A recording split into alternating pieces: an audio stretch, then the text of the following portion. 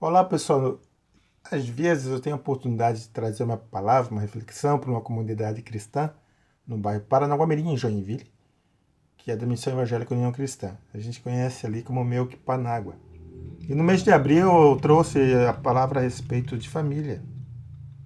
E ao estudar o tema, procurar o tema proposto na Bíblia, me deparei com duas passagens que Paulo escreve aos Colossenses e aos Efésios a respeito do mesmo tema. E os textos são muito parecidos, sendo que em Colossenses ele é bastante restritivo e em Efésios ele é um pouquinho mais abrangente. E é sobre eles que a gente vai comentar, sobre família como instituição, família como referência para o ministério cristão, família no contexto moderno, diálogo e esperança. Enfim, eu quero que você acompanhe comigo para a gente tentar entender. Eu vou ler para você o texto principal, que está em Colossenses capítulo 3, versículo 18 a 21, que diz assim: Esposa, sujeite-se cada um a seu marido, como é próprio a quem está no Senhor. Maridos, ame cada um a sua esposa e nunca trate com aspereza. Filhos, obedeçam sempre aos seus pais, pois isso agrada ao Senhor. Pais, não irritem os seus filhos, para que eles não desanimem. Essa é a carta de Paulo aos Colossenses, capítulo 3, versículo 18 a 21. Então está bem resumido: esposas, maridos, filhos e pais. Aí, o mesmo texto a gente pode encontrar em Efésios, no capítulo 5, 22 ao capítulo 6, 04. Efésios capítulo 5, versículo 22 até o capítulo 6, versículo 4, que diz assim: Sujeite-se uns aos outros no temor a Cristo. Esposa, sujeite-se cada um ao seu marido, como é próprio a quem está no Senhor. Então, essa passagem é muito parecida com a de Colossenses. Pois o marido é o cabeça da esposa, como Cristo é o cabeça da igreja. Ele é o salvador do seu corpo, a igreja. Assim como a igreja se sujeita a Cristo, também vocês, esposas, devem se sujeitar em tudo a seu marido. No que era um versículo em Colossenses, Paulo traz mais um pouquinho de explicação a respeito do papel das esposas em relação aos maridos. Da mesma forma, a relação dos maridos em relação à esposa, ele diz assim: Maridos, ame cada um a sua esposa como Cristo amou a igreja. Ele entregou a vida por ela, a fim de torná-la santa, purificando-a ao lavá-la com água por meio da palavra. Assim o fez para apresentá-la a si mesmo como uma igreja gloriosa, sem mancha, ruga ou qualquer outro defeito, mas santa e sem culpa. Da mesma forma, os maridos devem amar cada um a sua esposa como ama o próprio corpo, pois o homem que ama a sua esposa, na verdade, ama a si mesmo. Ninguém odeia o próprio corpo, mas o alimenta e cuida dele como Cristo cuida da igreja. E nós somos membros do seu corpo. Por isso o homem deixa o pai e a mãe, se une à sua mulher e os dois se tornam um só. Esse é um grande mistério, mas ilustra a união entre Cristo e a igreja. Portanto, volto a dizer que cada homem deve amar a esposa como ama a si mesmo, e a esposa deve respeitar o marido. Em Colossenses, Paulo só escreve: maridos, ame cada um a sua esposa e nunca trate com aspereza. E aqui em Efésios ele traz mais conteúdo do papel relevante que o marido tem em relação à esposa, suas responsabilidades para com a esposa, assim como Cristo amou a igreja. Depois, filhos e pais, filhos, obedeçam seus pais no Senhor, porque isso é certo a fazer. Honre seu pai e sua mãe, esse é o primeiro mandamento com promessa. Se honrar pai e mãe, tudo lhe é bem, terá vida longa na terra. Em Colossenses ele só fala que filhos obedeçam sempre aos seus pais, por isso agrada ao Senhor. E aqui ele estende um pouquinho mais. Chama a atenção que ele traz o mandamento dos 10 mandamentos: honre seu pai e sua mãe, né, que é o primeiro mandamento com promessa. Por fim, ele fala: pais, não tratem seus filhos de modo a irritá-los, antes eduque-nos com a disciplina e a instrução que vem do Senhor. Quando Paulo escreve essas cartas, provavelmente ele estava preso em Roma, numa prisão domiciliar. Os estudiosos apontam que foi na mesma época que as duas cartas foram escritas, por isso dos temas muito parecidos. Provavelmente a igreja naquela época, as comunidades cristãs fundadas por Paulo estavam passando pelos mesmos tipos de problema, conforme relatos das pessoas que iam visitar ele na prisão. Mas o nosso foco, a gente vai começar tentando entender como o tema família, experiência e diálogo. Nós vamos tentar entender a família como instituição. A família é a mais antiga e a mais básica das instituições humanas, tanto na cultura judaica do Antigo Testamento, como na cultura greco-romana do Novo Testamento. A estrutura familiar poderia constar de pais e filhos, parentes de várias gerações, servos e amigos. A Bíblia descreve uma estrutura familiar na qual o marido conduz a esposa e os pais conduzem os filhos. Lembrando então que na cultura da época a família constituía-se de vários membros, várias pessoas, em que não tão somente a parte de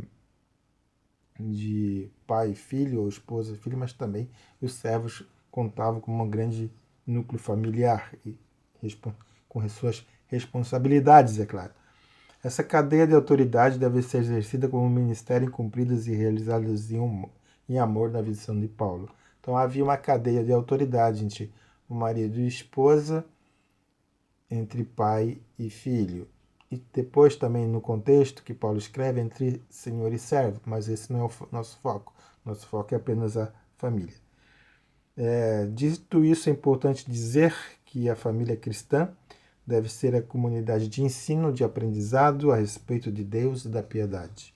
As crianças devem ser instruídas e encorajadas a usar essas instruções como base para a vida, dentro de uma cosmovisão cristã.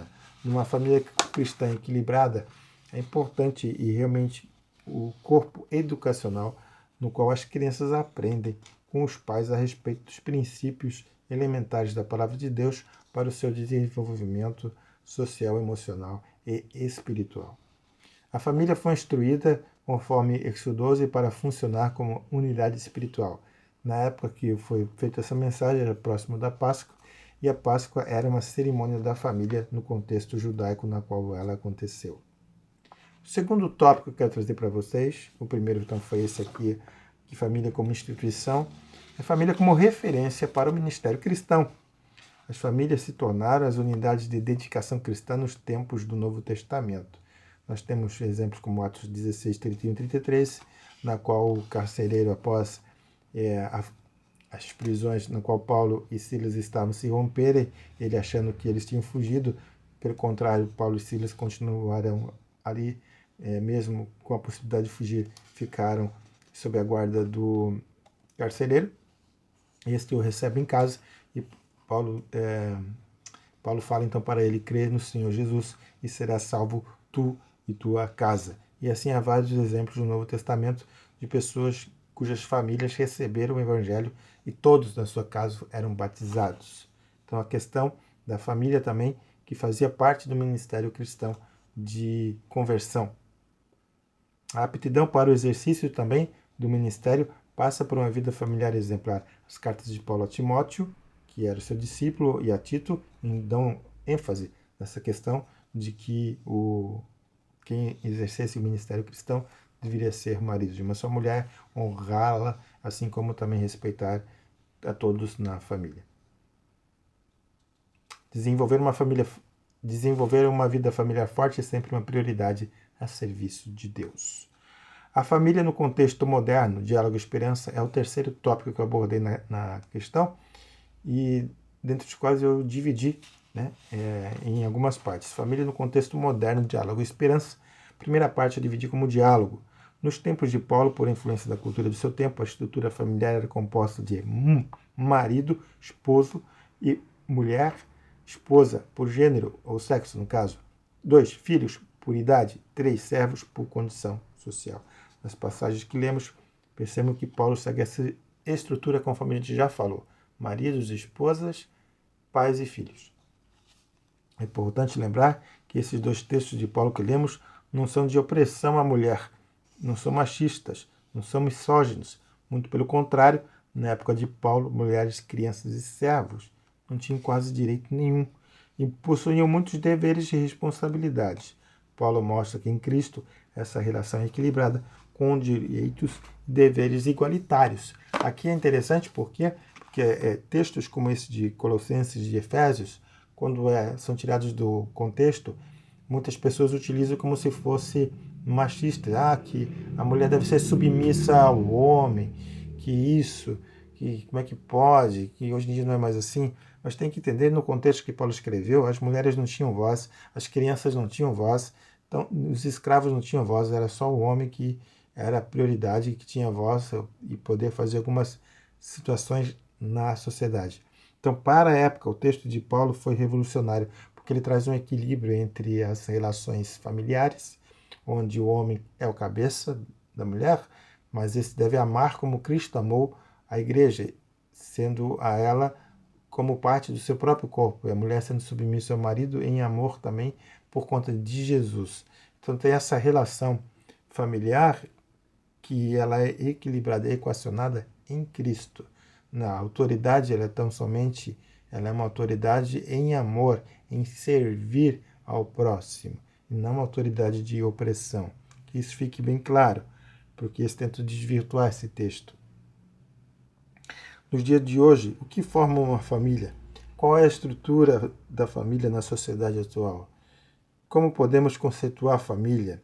De que forma podemos aplicar então esse texto bíblico da forma que lemos hoje? Esse é o desafio.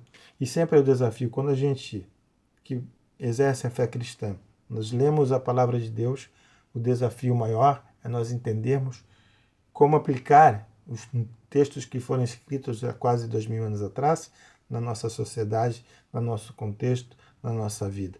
O desafio está em pedir orientação de Deus, através do seu Espírito Santo que nos habita, se é que nós entregamos a nossa vida para Jesus, para que a gente leia a Bíblia, estude ela, compreenda e aplique, então, de maneira saudável e equilibrada. Os princípios elementares, tirando os contextos culturais e peculiaridades de cada época, estão ali, que nesse caso é o princípio da autoridade. Para o Issam Tiba, um psiquiatra muito famoso na área de Para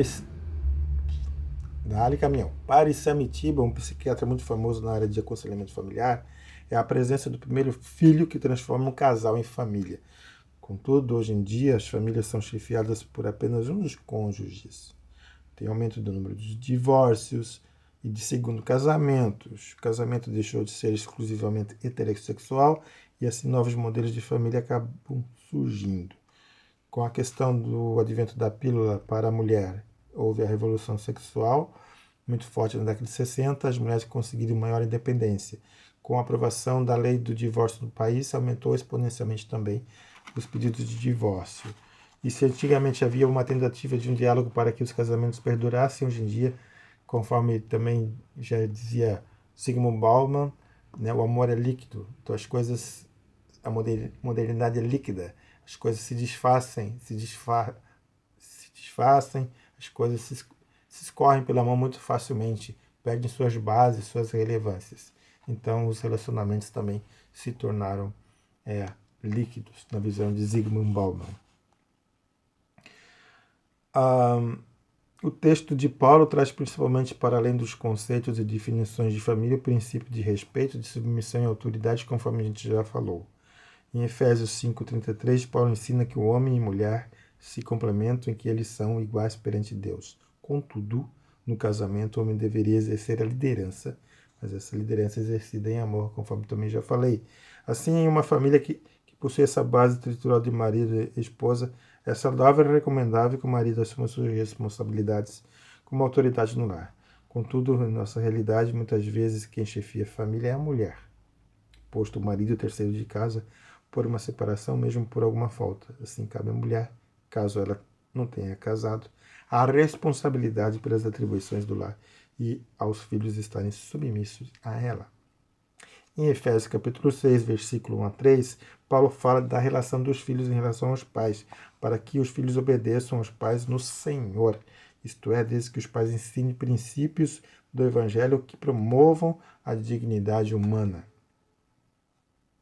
Talvez você, talvez um adolescente, talvez um jovem, não tenha um pai, não tenha uma mãe, mas deve ter uma pessoa de autoridade na sua vida. Quem é a autoridade na tua vida?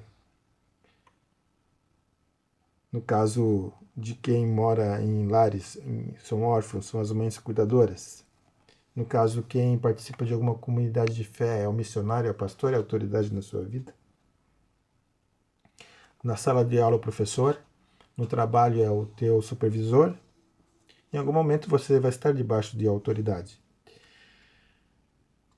E isso é importante obedecer e respeitar essa autoridade, se ela for, claro, temente a Deus ou se estiver querendo fazer o bem para você, óbvio. Em Efésios capítulo 6, 4, Paulo ensina sobre o papel dos pais em relação aos seus filhos. Não provocá-los, diz a Bíblia, mas criá-los na disciplina e a demonstração do Senhor. Criar, nutrir, ajudar a florescer, os pais são responsáveis por cuidar da mente, ajudar na compreensão dos sentimentos e corpos de seus filhos. Importantíssimo, portanto, criar pontes de diálogo, de comunicação, de afetos verdadeiros. Exemplo, recentemente estreou na Netflix um seriado chamado Adolescência. 4 episódios, fala de redes sociais, de bullying, relação de autoridade, professor, diretora, e a família foi impactada por um evento que culminou com a prisão do moleque, do adolescente. E a vida precisaria continuar para a família. E o pai se culpa pelo eterno, e o pai se culpa pelo acontecimento, Então há uma reciprocidade de responsabilidades, de direitos e deveres. Os filhos honram seus pais, assim como os pais não devem irritar os seus filhos. Os filhos não existem para os pais, mas os pais para os filhos, para ajudar a se desenvolverem-se como pessoas diante de Deus e dos homens. Importante essa frase, porque muitas vezes a gente deixa ou delega a responsabilidade de educar nossos filhos para a internet, por smartphone, para a televisão, para os amigos. Não é nossa responsabilidade. Enquanto eles estão na sua fase de desenvolvimento cognitiva e física, até o ponto que conseguem ter autonomia, é de nossa responsabilidade, dos pais. O quarto tópico e o último que eu quero tratar é a família no contexto moderno, diálogo e esperança. A gente já falou de diálogo, agora a gente vai falar da esperança. Vimos como a família mudou desde os tempos de Paulo e da chamada igreja primitiva para os dias de hoje. Procuramos contextualizar o texto de Paulo e sua aplicabilidade para a igreja moderna, onde focamos principalmente no princípio da autoridade no diálogo para procurarmos obter harmonia no lar. Agora, nessa quarta e última parte, queremos propor a esperança para a restauração familiar conforme o propósito de Deus. Nossa família, a minha família, tem como um dos lemas: crê no Senhor Jesus e será salvo tu e tua casa. Crê no Senhor Jesus e será salvo tu e tua casa. A nossa fé em Cristo deve ser o alicerce sobre o qual nossos relacionamentos familiares se fundamentarão. A família atual tem que funcionar como uma equipe, ter metas, sonhos. Famílias sem metas hoje se perdem como embarcações à vela que vão para onde os ventos as levam. Temos nossa família nuclear, mas também temos, ao ingressar na igreja, no corpo vivo de Cristo, pelo novo nascimento, uma nova família também. Essa família é espiritual, somos chamados de irmãos na fé, como Paulo bem descreve em suas cartas. Todas as cartas, geralmente quando Paulo começa, ele fala aos irmãos que estão na igreja, aos irmãos de Filipos, aos irmãos para lá, graça e paz, e assim vai. Essa irmandade nos leva a estarmos em comunidade, como hoje estamos fazendo na igreja, em unidade, criando vínculos e afetos que nos ajudam a nos desenvolver e a se relacionar de maneira saudável em amor. Cristo é a nossa esperança, e em tudo, inclusive para restaurar nossas famílias, para promover o diálogo, o respeito e o amor. Família, diálogo e esperança. Em Cristo Jesus, isso é possível. Concluindo, ao longo dessa passagem, desse estudo, a da anterior, considera-se corretamente que Paulo apoia a solidez da vida familiar e de todos que se agregam a ela. A mulher pode talvez não ter um marido a quem se submeta, mas provavelmente tem um pai, uma mãe a quem deve amar. Talvez eles morem longe ou não estejam mais com você, mesmo assim você tem um pai celestial que te ama e que te cuida. Você talvez tenha um filho ou filhos, tu deves ensinar os princípios da palavra de Deus, com autoridade e respeito, e principalmente com amor. E você, filho, pode ser que você tenha dificuldade de relacionamento com seus pais, mas você pode ser e fazer as coisas de uma maneira diferente. Ainda é tempo de arrependimento, de perdão, de restauração, de conversa, de diálogo. Não espere algo acontecer para depois perceber que foi tarde demais. Converse, ame e respeite seus pais hoje. Talvez você não tenha um pai ou uma mãe que cuide de ti, mas deve ter alguém responsável, uma figura de autoridade na tua vida. Torne a existência dessa pessoa melhor. Honre essa pessoa. Lembre-se, talvez você não seja um pai ou uma mãe, mas você é filho de alguém, em uma ordem natural. E quem sabe, e esta é a minha oração, é que você seja filho de Deus, numa experiência sobrenatural. E que o Senhor te abençoe, te guarde, te proteja e que mantenha unidas as nossas famílias. E que você encontre na família de fé, na comunidade de fé, a Igreja de Cristo, um local na qual você também possa chamar de família e receber a cura, receber o amor e também dar e receber esse amor. Que Deus te abençoe. Até a próxima. A gente se vê por aí.